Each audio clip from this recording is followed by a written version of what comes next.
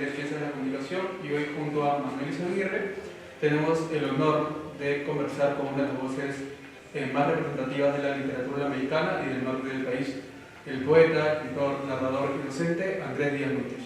Bueno, señor Andrés, un gusto tenerlo aquí, obviamente, es invitado siempre a la Universidad Señor de Zipán. El objetivo de esta entrevista es poder conocer un poco acerca de su trayectoria, también qué es lo que le impulsó a ser un gran escritor, ¿no? Y aparte de esa pasión de ser escritor en la literatura, también cómo es que usted ha llevado el tema de la docencia, ¿no? Y cómo es que ha expresado en este caso el tema de mostrar su arte. Entonces, vamos con la primera pregunta, que creo que es lo más relevante en estos aspectos. ¿Qué es lo que a usted lo motivó a ser un gran escritor? Bueno, antes de contestar a esta pregunta, felicito a ustedes jóvenes que están haciendo este ejercicio ya de la futura profesión. Y bueno, que tener esa gentileza de buscarme para llegar acá. Y también felicito a la Universidad Señor de Zipán por tener este ambiente físico, material, que hace posible la práctica de ustedes futuros profesionales de la comunicación. En cuanto a tu pregunta, diré que, bueno, en varias entrevistas han formulado esta pregunta, ¿no? ¿Qué motivó? En fin. Bueno, yo en la Pedro Gallo enseñado cursó teoría literaria. En teoría literaria dice que el artista, y específicamente el escritor, ya nace, el cantante, bueno, ya nace, y que después ya, que nace, ¿no? Pero hay otra teoría donde dice que no, que el cantante, el dibujante, el escritor se hace, se forma. Pero en el caso mío, les diré que así, para ser escritor, yo sentía desde niño, desde muchacho, desde que estaba en la primaria, sentía esa necesidad de expresar mis ideas, pero así en el papel. Pero lo que no sabía era que cuando uno lo escribe, ya está haciendo literatura.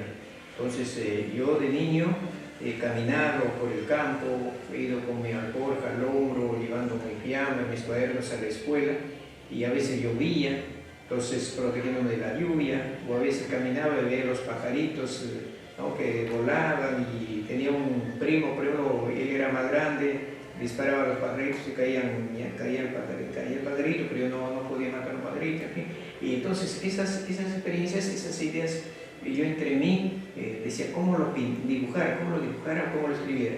Llegaba a mi casa, entonces en mi cuaderno de estudios de matemáticas, ahí la escribía, pero a escondidas, porque en ese tiempo, debo decirles jóvenes, que uno escribíamos, hacía un poema, un cuentito o algún acróstico a escondidas, porque si encontraba a la maestra, el maestro, o te encontraba el papá, decía: yo te he mandado a la escuela para que aprendas gramática, matemática, y no pierdas tu tiempo en estas cosas. Y bueno, entonces ya cuando llegué al colegio San Juan de Chota, ya hubo un poquito de estímulo, pero cuando llegué ya a la Universidad Nacional de Trujillo, allí sí vi que el escritor es una persona que se destaca por leer, tiene que leer, y bueno, y también para prepararse, informarse, no solamente esperanzarse en los cursos que enseñan la universidad, sino que por su cuenta tiene que leer. Así fue. Y por ejemplo, yo creo que uno de los aspectos importantes también que se acaba de mencionar, el tema de la lectura. ¿Usted por algún momento tuvo un referente para la literatura, o usted solamente lo vio como escribir en esos momentos, en esos pequeños momentos? Bueno, te diré que cuando yo estuve en la primaria, estoy hablando de un niño del campo, mi cultura, mi conocimiento era muy reducido. O sea, incluso no tenía la idea que existen periódicos, así que existen libros, novelas, no tenía esa idea en la primaria.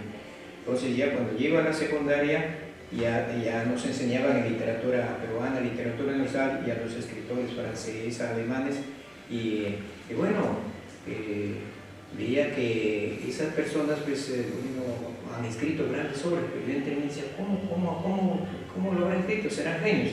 Y recién cuando llego a la Universidad Nacional Trujillo, nos decían que el escritor, o bueno, aquel que aspira a ser escritor, o aunque no sea escritor, pero aquel que quiere desenvolverse bien dentro de la sociedad, tiene que leer. y leer libros de cualquier información, y el que quiere ser escritor naturalmente tiene que leer poemas, cuentos o novelas.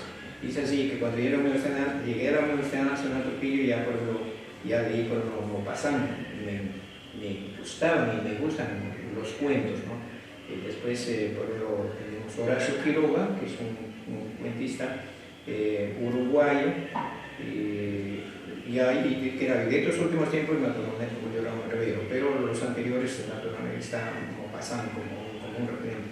Después Gustavo Flaubert en la novela, excelente narrador. Yo lo veía como un genio, pero después ya me enteré que por ejemplo Flaubert, esa novela Madame Bovary la escribía en 10 años, pero yo me decía, tanto tiempo, 10 años, y ahora como ya estoy grandecito, diríamos, me doy cuenta que uno cuando dice de 5 o 6 años se refiere a que lo escribe y después lo corrige, lo deja un tiempo que duerma y otra vez corrige. Y es así, por ejemplo, que este libro, Gallinazo Ladrón, el Gallinazo Ladrón queda un promedio de más o menos unos 7 meses, pero después de los 7 meses lo he corregido, y que me escuchen todos aquellos aspirantes escritores, este libro lo he corregido 5 veces, o sea, 5 veces lo he leído minuciosamente, he corregido no solamente signos de puntuación, sino corregido el uso de los verbos, los tiempos, los modos, corregido, y después de ahí pasarlo otra vez a la máquina.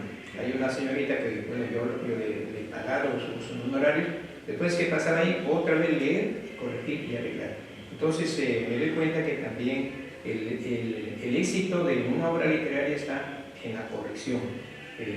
Ernesto Sábato, el escritor argentino, por ejemplo, es el autor del Túnel, entonces si usted tiene referencia, el Túnel es una novela así casi como ratos pequeña, 120 páginas, pero es extraordinaria, no sé, yo te decía, ¿cómo lo puedo escribir? Y ya después compré una edición donde dice, esta es la séptima y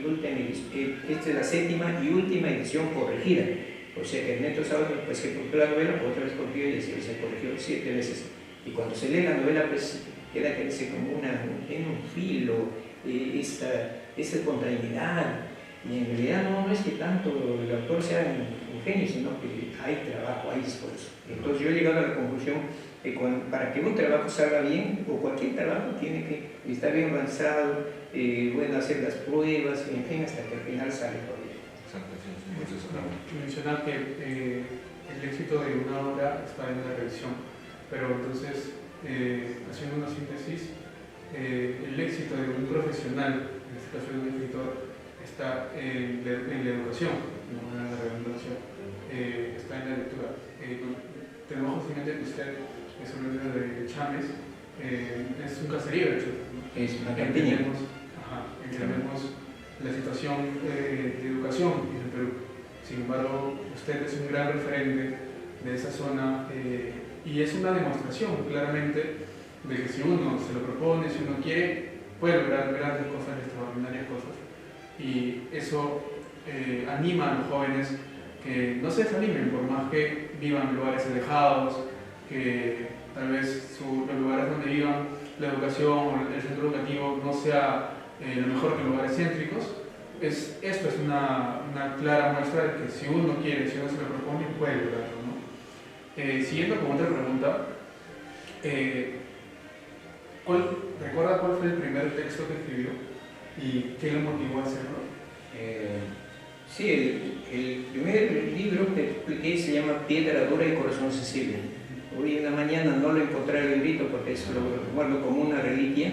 Ese libro, Piedra Dura y Corazón Sensible, es un conjunto de poemas, está publicado en mimeógrafo.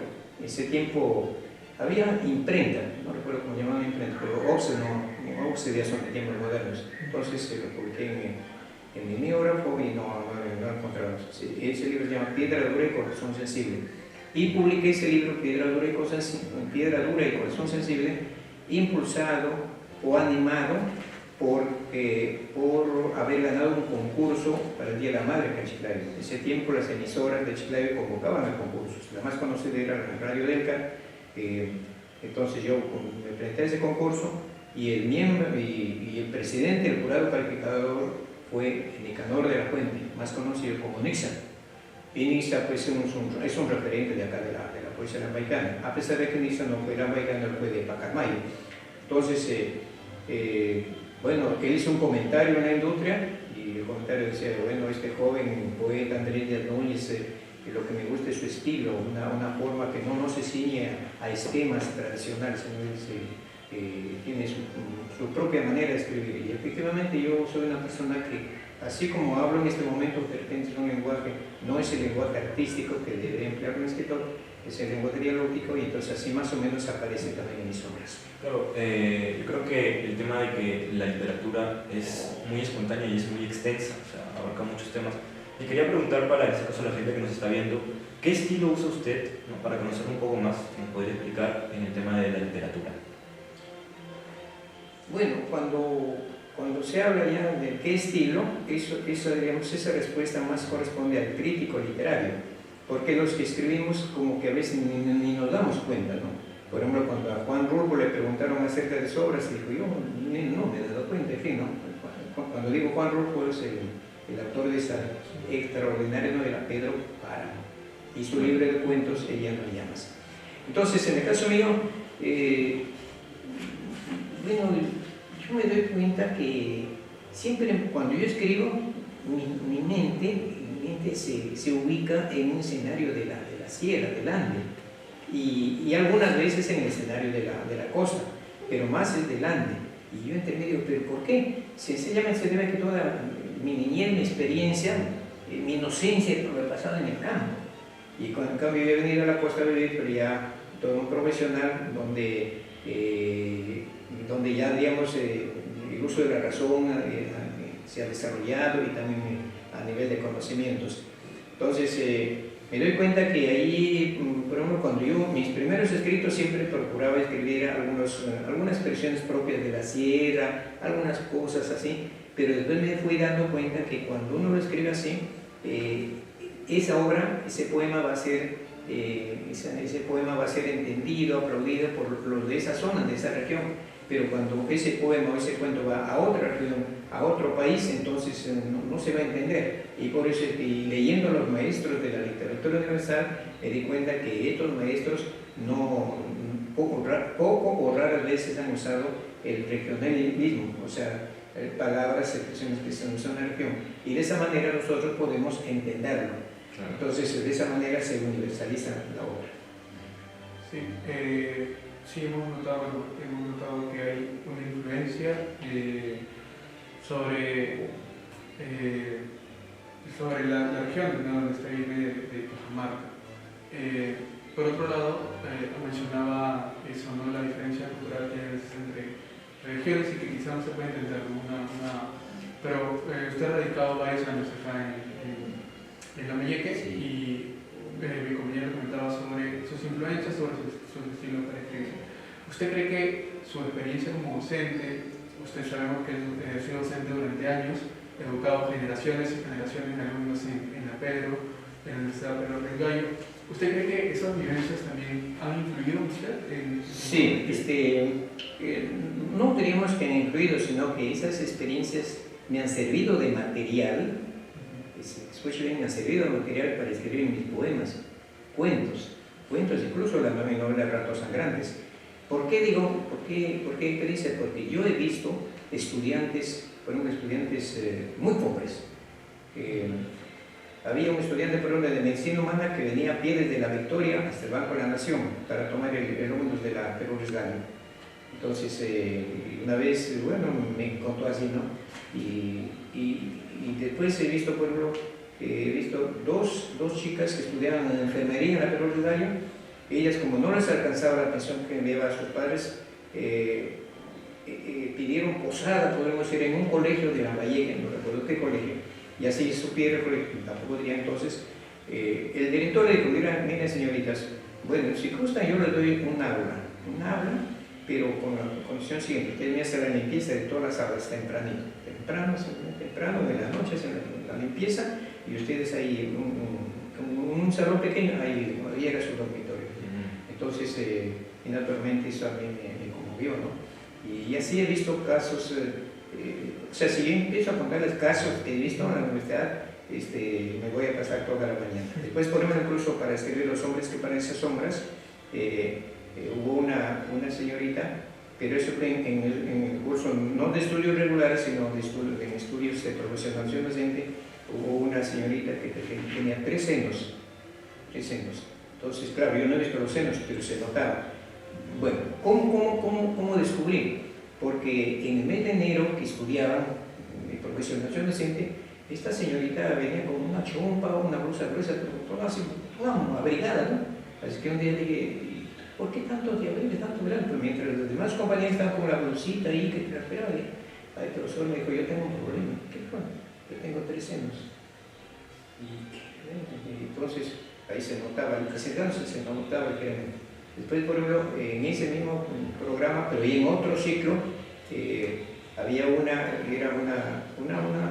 señorita que siempre, para mí me daba la impresión que transpiraba demasiado, ¿no? Que transpiraba demasiado y se notaba la humedad, ¿no? En la blusa. Y digo, ¿tienes algún problema? ¿Estás mojado? ¿Ir al baño? No, profesora, después voy a contar el problema. Como ya me dijo eso, entonces sí, bueno. ¿Y cuál es tu problema? Mi problema es que yo de vez en cuando me sale leche. ¿Pero estás embarazada? No estoy embarazada. Pero cada cierto tiempo aparece leche. Entonces que tenía que ir al ginecólogo. El ginecólogo le había dicho que la glándula mamaria era muy generosa, o sea, producía bastante leche.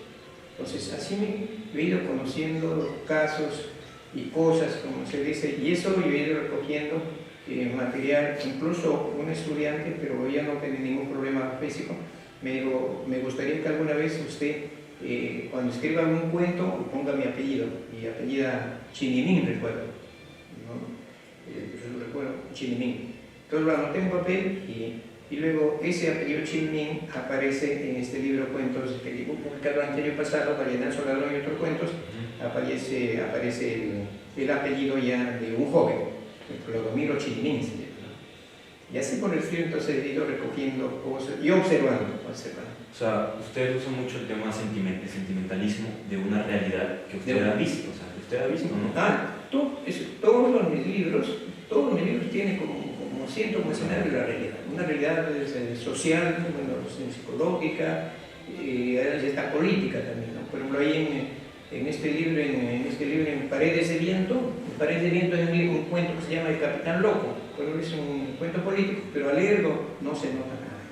Claro, ahí está un poco esa esencia, ¿no? El tema del personaje. Justo mencionaba Rastros Sangrantes. Sabemos que es una obra emblemática regional de literatura regional, ha tenido reediciones y presencia en colegios y universidades, pero al leerlo hay algo que en lo particular queríamos consultarle, que es el personaje de Rawapoma. Este personaje muestra y representa una realidad dura y marginal, ¿no? Y como usted lo mencionaba, ha utilizado su experiencia como docente para poder representar algunos personajes, algunas ideas, pero en este caso particular, este personaje que nos llamó tanta atención, ¿nos podría contar de dónde nace ese personaje? Claro, bueno, entonces partamos de esta premisa de que yo, para escribir un poema, un cuento, una novela, veo la realidad, me informo sobre la realidad, y sobre eso naturalmente ya empiezo a trabajar. Así que cuando escribo, por ejemplo, Relatos Sangrantes, o sea, antes de escribir Relatos Sangrantes, yo había terminado de leer El coronel no tiene quien escriba, de Gabriel García Márquez. Me impactó, me gustó, me dio pena y hasta casi me hizo llorar la novela, porque el coronel, que había trabajado muchos años, entonces ya cuando él se jubila, es lógico que tenía que llegar a su pensión. Entonces, bueno, todos los fines de mes iba a pasar el correo a ver si ya le llegó la resolución de pensión, y no llegaba. Así es que incluso hay un momento que ya no tiene dinero, quiso reparar sus botas. Y la esposa dice, ¿quién te va a comprar botas viejas? No, dice, pero soy coronel. ¿Quién no va a querer tener un bota de coronel? No, le dice, no piensa así. Y después hay otro momento en que criaban un gallo de pelea. En la novela el coronel no tenía un escribano. Entonces se acabó se acabó el maíz, bueno, no sé cómo se ingenió, compró nuevamente maíz y luego ya pues el gallo seguía comiendo maíz, entonces él tenía que comer maíz, con maíz, preparar mote así, Y la esposa, bueno, y ahí, claro, no se nota que le obligaba o le reclamaba, pero se notaba que la esposa estaba ya muy decepcionada.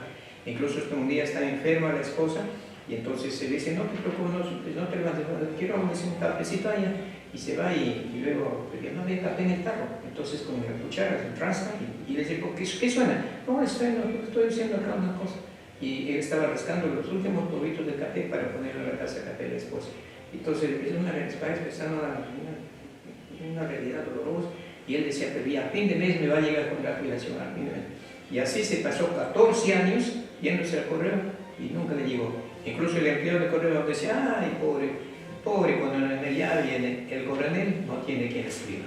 Claro, está ahí el tema del problema dentro del problema.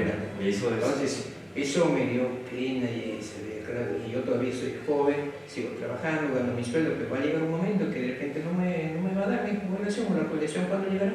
Entonces, pero yo voy a escribir una novela aplicada a mi realidad, ¿Y cuál fue la realidad en esos días? Eran las invasiones en Chiclayo, en América, las invasiones, porque había visto cómo la gente iba con sus maderas, sus costales, sus calaminas al hombro para hacer sus casas en los terrenos que habían invadido. Entonces, después se vi los locos, que había cantidad de locos, dije acá, voy a escribir una novela sobre esto. Y luego escribí pues Ratos Sangrantes. Incluso una vez cuando me he invitado, fui a la Universidad Santo Toribio, pero en ese tiempo era instituto todavía. Claro. Cuando el padre Quiroz era director, pero en ese tiempo. Sí. Entonces yo hablé y un estudiante de lengua y literatura me dijo, no, pero es muy fantástica, pero mucho abusado de la imaginación, por acá, por ejemplo, ¿dónde se va a ver que a una persona le salga gusanos antes de morir? Y yo dije, mira muchacho, yo escribo sobre cosas reales. Cuando yo decidí escribir Ratos Sangrantes, hice mi diseño, pero técnicamente se llama estructura.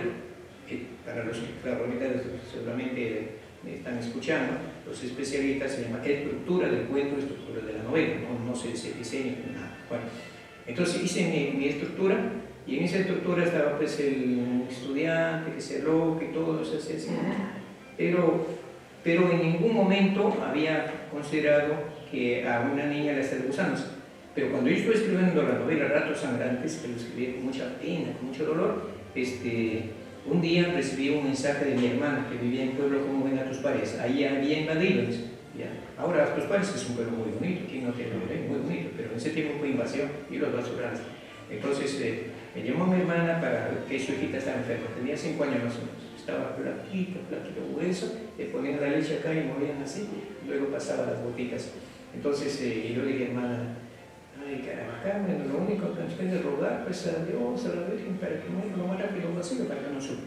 A los 5 días me mandó a llamar, que le estaba saliendo gusanos. Y yo le dije, ¿ya muerto? No muerto, le salen gusanos. ¿Gusanos? Si eso no me enseñaron la pedagogía, no me enseñaron la Nacional de Trujillo, en biología, que no sé cómo es. Puede ser, no, pues eso es muy fantástico. Entonces me fui a ver y dice, hermano, fíjate, amiga, si no me he dado cuenta, están saliendo gusanitos. De acá de los pocos músculos que quedaban en la niña de 5 años, se rajaba la piel, aunque de repente el término no es adecuado, se partía la piel o se rajaba y salían gusanos chiquititos. Salían gusanos.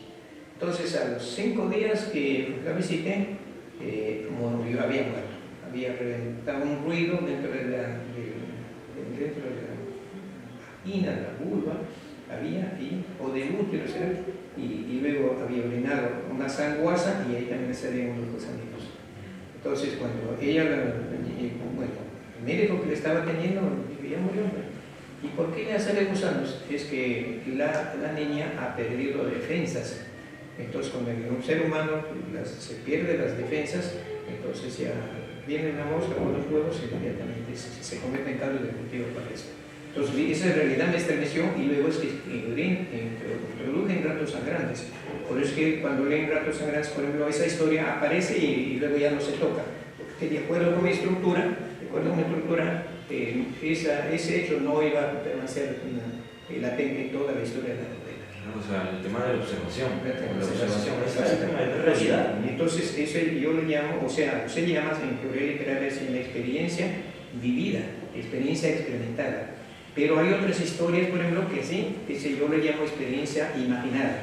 O sea, uno imagina la historia y con esa historia que imagina se conmueve, no sé, bueno, en fin, ¿no? Así. Y en este caso tenemos acá la oportunidad de tener muchas de sus obras y cuentos, cuentos. Quería preguntarle, dentro de estas obras que tenemos de usted, escritor Andrés, ¿cuál ha sido la que le parece a usted más emocional, que más ha visto una problemática que puede usted sentir que hasta ahorita sigue, ¿no? Acá, la novela que representa, desarrolla, trasunta una realidad socioeconómica es sencillamente Ratos Sangrantes. Con Ratos Sangrantes debo decirles que yo gané el primer puesto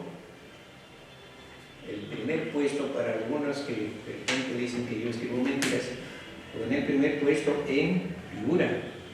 Piura, el Instituto Nacional de Cultura convocó a un concurso nacional de cuentos y yo escribí Ratos Sangrantes y lo gané, pero a nivel de cuento. Decían que el cuento debe tener mínimo 50 páginas, pero yo escribí 50 páginas. Presenté Ratos Sangrantes y ganó el primer puesto. Pero después que ya he ganado el concurso, bueno, empecé a soñar a Ratos Sangrantes, soñaba a los personajes, los veía desplazándose por ahí, de Maldini, y loco así, pero por acá y así, pues no me daba a dormir.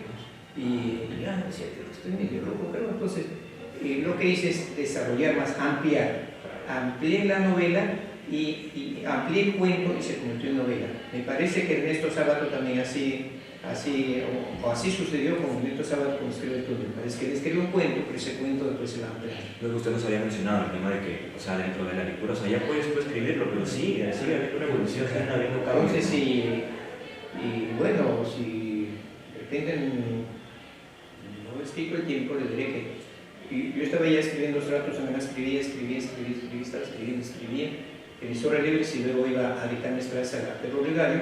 Lo cierto es que una tarde, más o menos 2 de la tarde, y yo estaba por Luis González dirigiéndome al paradero para Lambayeque con mi maletín, y en ese momento vi que Grimaldino se alocó, mentalmente lo vi que se alocó, y tanta pena habré sentido que en ese instante un ingeniero que iba a la universidad también a trabajar, me agarró del brazo, me Andrés, me dijo, ¿qué te pasa? ¿Te estás mal? ¿Te da mareo? No, estoy bien, pero te veo mal. No, lo que sucede en este momento acaba de alocarse Grimaldino, acaba como. Y yo lo veía a Grimaldino y digo, quiero un trabajo. Entonces el ingeniero me dijo, ustedes escritores son locos. Entonces, y cuando llegué a la universidad, pero empecé a dictar la clase y explicándoles así, no recuerdo sobre qué autor, creo que fue sobre Horacio Quiroga, bueno, por ahí, me olvidé. Pero después que terminé la clase, otra vez lo vi a Grimaldino, ya loco.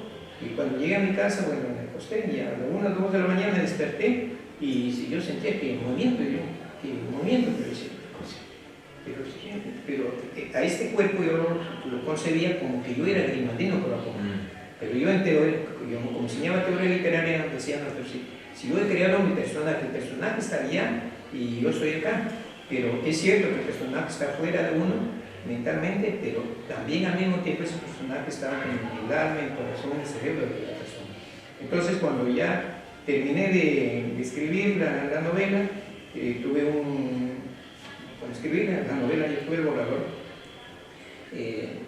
se presentó un encuentro nacional de escritores, fue en Guadalupe, me invitaron. Entonces ahí, bueno, escritores, y ahí conocí a este psiquiatra peruano, Erasmo Alayo Paredes. Erasmo Alayo Paredes. Entonces, el poeta, leí unos poemas muy bonitos, qué bonitos. Poeta y psiquiatra que trabaja en el Hospital Nacional de Trujillo. Bueno, cuando terminó la reunión, allá antes del almuerzo me fui.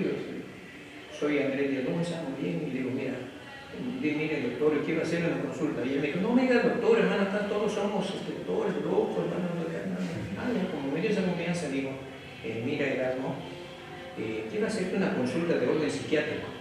Y él me dijo, ¿qué, hermano? ¿Eres loco? ¿Estás loco? No, le digo, yo no estoy loco, pero sí mi personal, estoy escribiendo una novela y ya estoy por terminar, y está loco, pero me da tanta pena porque cuando yo duermo, lo veo a Grimaldino desgracia, una desdicha. Entonces yo dije, pero si yo tengo la pluma y la mano, entonces ¿por qué no sanarlo, no? Pero yo procuro que lo que yo escribo se parezca a la realidad, o sea, que haya verosimilitud, o sea, que haya la posibilidad de alcanzar. Y entonces le conté, me dijo, ¿cómo estuvo? No normal, nació sino por problemas de orden económico y de laboral. Bueno, de tanto, se sacó. Ay, me dijo, no sé, acá sufrió una no sé cuánto, trastorno no sé cuánto, por acá. Esa persona sí, en la realidad puede sanarse. Entonces tú puedes sanarlo en tu novela. Porque yo lo que cuidaba era que con la crítica, ¿no? Entonces, porque yo no conozco casi nada de biología o de medicina. Entonces, le digo, entonces me autorice, ¿sana o no sana? Sí, sí, puede sanarse. Y entonces, cuando publiqué la novela, le envié la novela a Erasmo Arayo Paredes, que aún todavía estaba yo, y él me escribió una carta pequeña. Lamentablemente se me extravió la cartita. Me decía, hermano, me hubiera gustado que Grimaldiano Corrocoma quede en la desgracia, así todo loco, todo jodido ahí. Y me dice, ¿y tú me dirás por qué? Porque de esa manera el lector siempre lo va a recordar a Grimaldiano Corrocoma. En cambio, así como está que ya se sana, al momento de que se sana, el lector ve que sana, ya respira, queda tranquilidad. Así que, bueno, es una especie de anécdota, ¿no? Sí. Resulta bastante que usted hace énfasis en que lo que escribe intenta corroborarlo, ¿no? Aunque sea totalmente... O sea, demostrarlo. Claro. Y me quedo con lo último, lo que le mencionaba el psiquiatra, que hubiera quedado como una persona loca, desquiciada, para que tenga un impacto. Mi pregunta hacia ese lado. ¿Usted cree que la lectura, la literatura sigue transformando sociedades como antes, sigue teniendo el mismo impacto en ahora una sociedad tan cambiante, tan rápido, con tanta digitalización? Actualmente creo que ya no. Antes de estos tiempos modernos, antes de esta tecnología, antes de la cibernética, una obra influía tremendamente. Por ejemplo, el caso de Mundo y Sancho Ajeno, de Cielo Alegría, ¿no? Donde hace conocer y bueno, y eso ha modificado la manera de pensar en los lectores de aquella época. Pero actualmente creo que ya no tenemos Mundo y Sancho Ajeno, si lo leen, pero ya no es con esa emoción que sería anteriormente y tampoco va a recibir tanta influencia. Entonces, la tecnología, o sea, esto del celular y ahora con la IA, de la inteligencia emocional, la IA es la inteligencia artificial, veo que eso como que ha frenado un poco, nos ha quitado terreno, y también para los que están o me van a observar después, en fin, no diríamos que la IA no ha hecho daño, sino que la IA ha influido negativamente de repente en algunas personas irresponsables. Irresponsables me refiero a aquellos escritores. La vez pasada leí hay una agrupación de escritores independientes. Entonces dice, amigos, ya decidí escribir una novela, pero quiero que ustedes me sugieran el título. Después hay otro que dice, ya estoy escribiendo un cuento, ya tengo 2 páginas. Hubo una parte que no podía desarrollar, pero cuando fui al mercado le encargué a la IA, y cuando llegué a la IA ya me había desarrollado, entonces yo he tipeado nomás, pero ahora no me quieren comprar el cuento por acá. Entonces veo que algunos están pensando más en el comercio, en el negocio. No, mis estimados amigos, la literatura es arte, la canción es arte, la pintura es arte. Van Gogh, el gran pintor, él vivió en la miseria, en la pobreza, pero Van Gogh sigue latente. Incluso hay una silla que había pintado, esa silla una silla de corrientes, de unas maderitas y con unas orillas, y bueno, apenas mirar una silla. Esa silla actualmente creo que cuesta más de $120,000. Entonces, ¿por qué? Porque Van Gogh tenía un estilo, ¿no? El estilo de los bucles, así pintado. Entonces, fue un artista.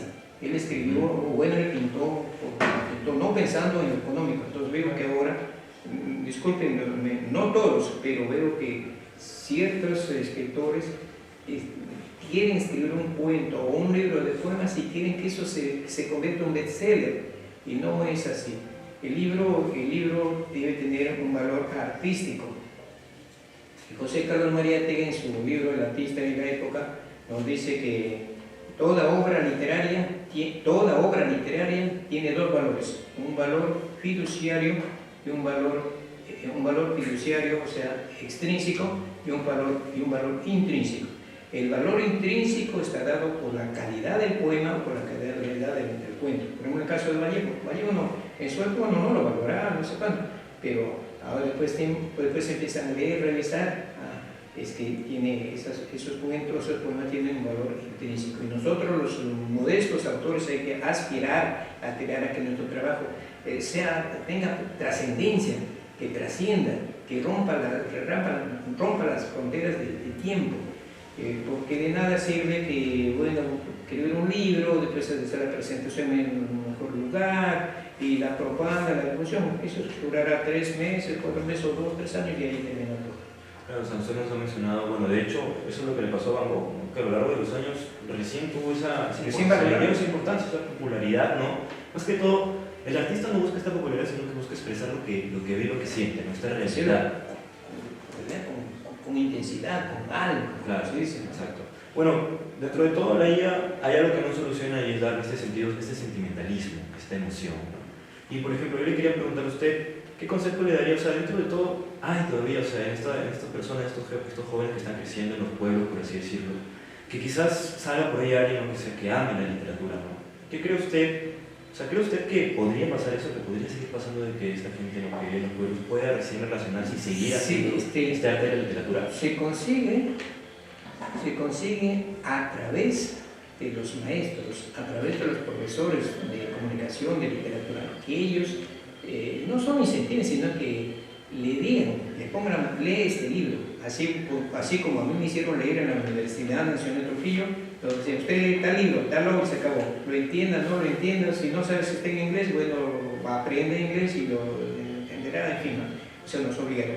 Y nos decían, recuerdo clarito, y cuando ustedes se formen el hábito de la lectura, van a ver que ya sembraron esa necesidad espiritual para leer. Y es lo que sucede en estos días, por ejemplo, conmigo. Yo me río, ¿cómo hacer? Hay, por ejemplo, la náusea de Jean Paul Sartre, lo terminé de leer nuevamente el año pasado. Esa novela yo la he leído ya hace como 30 años más o menos, ahí subrayado todo, pero ya pues ya me había olvidado y tal que leído. Entonces, pero ¿quién me obliga? O como decían unos profesores en el colegio, cuando trabajé en San José, me decía, ¿cuánto te pagan por leer un libro? No me pagan nada. Yo lo leo porque me gusta y porque quiero aprender y ser de repente algún autor.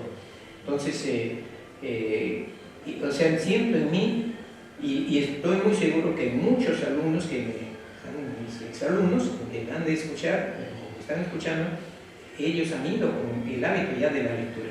Y cuando ya hay el hábito de la lectura, ese hábito va a desaparecer cuando uno muera. Claro, el hábito es importante, como mencionaba, en lo particular me he sentido muy identificado, porque justo hace poco he vuelto a leer un libro que ya lo había leído antes, que es mitad monje, mitad soldado, que habla sobre este caso del sodalicio peruano. Ya sí lo tengo leído, ya he leído también. Sí. Lo mencionaron en una clase que tenía sobre redacción y me acordé del libro. Y dije, o sea, me impactó tanto porque yo lo leí muy joven, lo leí cuando tenía 15 años, me impactó la crudeza con la que escribieron, lo rudo, lo sin censura con lo que habían escrito. Y lo volví a leer para quizá tener una visión de ahora que ya no tengo 15 años, que soy un adulto, veo las cosas de manera distinta y me sigue impactando de la misma manera. Sigue siendo igual de crudo, para mí igual de rudo, incluso me llega a incomodar cuando leo. Y eso sí, claro. Ese es el arte, pues, es el arte de la literatura y como muchos aspectos, ¿no? El arte es gigante, ¿no? Es esa creatividad. Entonces, lo que uno tenemos que procurar, aunque escriba uno poco, por ejemplo, el caso del mexicano Juan Rulfo, pues, de novelas, Pedro Páramo. Pedro Páramo, no siempre, todo bien, vale. Y el otro libro de cuentos se llama Llamas. Así que, lo escribo con qué pasión, con qué emoción y también conocimiento. Porque no es cuestión de escribir. Yo veo a veces algunos por el cuello escriben cosas que no tienen coherencia, coherentes, y porque habla de esto, el otro va a impactar, no es así. La literatura tiene que ser como una espada, como una aguja, pero fina, pero que cale, ¿no? Que cale, profundo.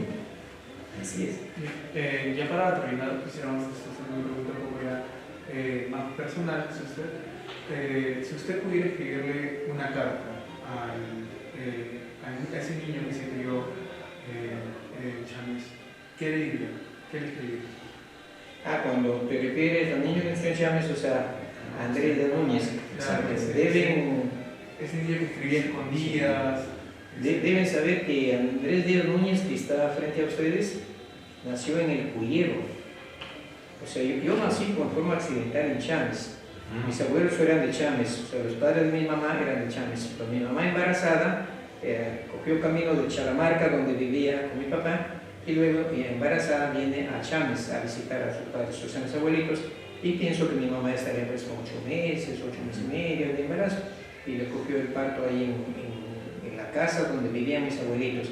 Pero como mi abuelito, bueno, ya tenía sus años y parece que era un poquito renegón, entonces cuando le coge dolores de parto a mi mamá, entonces mi abuelita dijo, no, ven, vamos al cuyero, o sea, a la cocina. En la cocina, y donde se criaban, ahí cocinaban y criaban, pues, ahí, entonces ahí era un problema.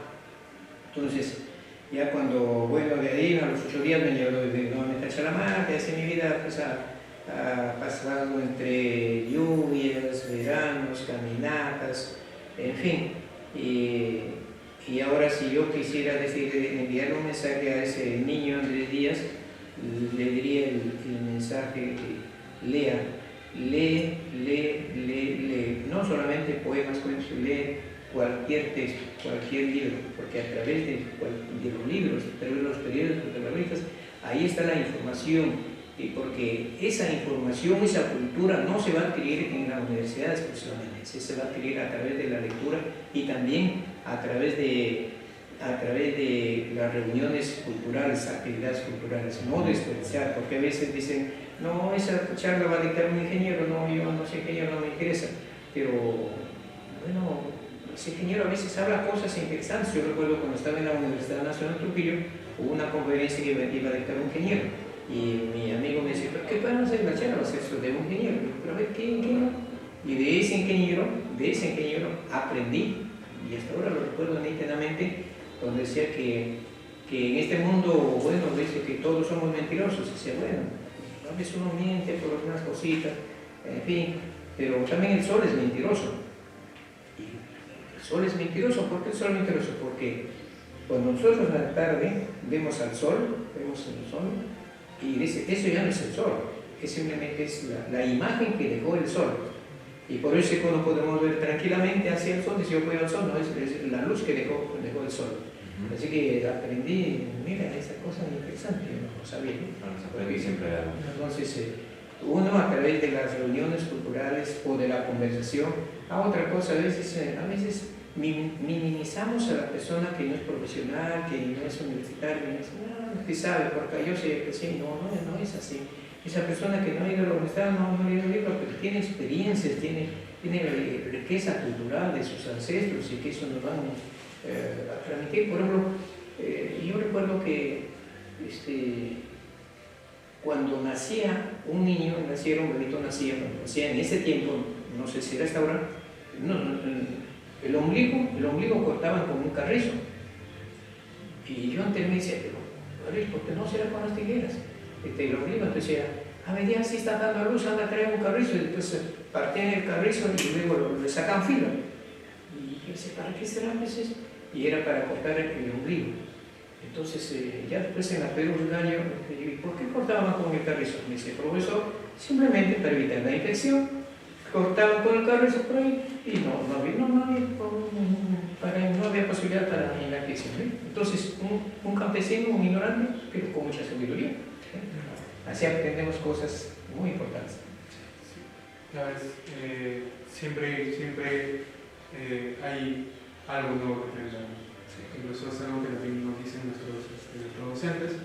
Yo aquí con ustedes estoy aprendiendo también. Siempre lo quiero dar, cualquier cosa no se aprende alguna. Así es.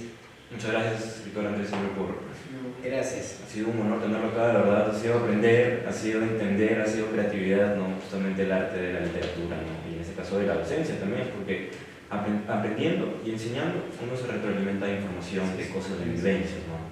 Como le digo, ha sido un honor tenerlo aquí. Porque yo he habido muchos casos en que decía yo me sentía orgulloso, ya conozco, ya sé esto, pero Se sigue. es una cosa corta, pero te falta otras cosas que aprender, no las hacemos, ¿no? Exacto. Ha sido realmente Muy bien. hermoso conocer su experiencia, su mirada y además su importancia. O sea, tiene una gran importancia en la cultura americana. Créame que va a dejar ha dejado, ya dejó un gran legado, como es esa gran obra de verdad impactante, ese personaje que nos ha llamado tanta la atención. Créame que va a quedar marcada para siempre nuestra cultura literaria en nuestra región y esperamos que en todo el Perú. Y de verdad ha sido un grato gusto tenerlo aquí con nosotros. Muy bien, felicitaciones muchachos, felicitaciones. Y yo sé que van a salir excelentes profesionales, como ya decía al inicio, tienen el ambiente, todos estos materiales, que eso es fundamental. Y de esa manera lograr. Y por otro lado, el deseo que uno tenga para sobresalir. Eso ya depende, ya no de la universidad, sino de uno mismo. Bueno, ha sido un gusto tenerlo acá, escritor Andrés. Nos despedimos el día de hoy, eso ha sido todo. Esperemos les haya gustado y sobre todo que hayan aprendido. Evidentemente, de una entrevista se sacan muchas cosas. Si hay gente que tenga esta pasión por el arte de la literatura, por favor, hay que seguir creciendo, hay que explotarlo uno mismo. O sea, no debe aferrarse a no querer crecer, hay que seguir creciendo. Como lo mencionaba al principio, es una clara muestra que no importa las adversidades que tengas, las dificultades que tengas, depende de ti mismo, depende de tus objetivos y lo que quieras lograr. Muchas gracias. Nos vemos.